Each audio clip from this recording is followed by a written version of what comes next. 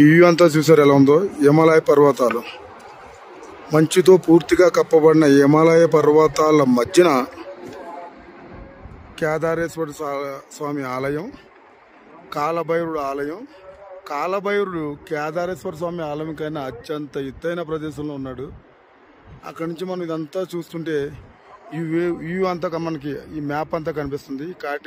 కాటేజీలు ఎదురుగుండా కేదారేశ్వరుడు ఆలయం వెనుక మంచుతో పూర్తిగా కప్పబడిన కొండలు, హిమాలయ పర్వతాలు, ఆ మధ్యన ఉన్నాం మనం.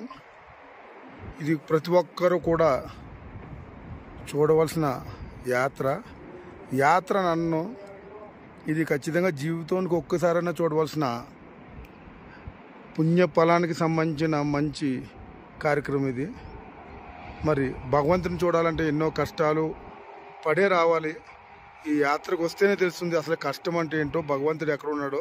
ఆ కష్టం అంతా మర్చిపోయే క్షణం భగవంతుడు నిజరూపాన్ని, తండ్రి కేదారేశ్వరుడి నిజరూపాన్ని చూడగానే ఆ కష్టాన్ని అంతా కూడా మర్చిపోతాం మనం. అది అటువంటి ప్రదేశానికి రావడం జన్మల పుణ్యఫలం. మీ దాడిశెట్టి నాగేశ్వరరావు, రాజానగరం మండలం, చక్రద్వారబంధం గ్రామం.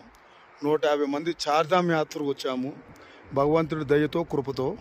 ఓం నమ శివాయ. నమోహర పార్వతిపతియే. హర హర మహాదేవ శంభో శంకర. ఓం నమ శివాయ. జై హింద్.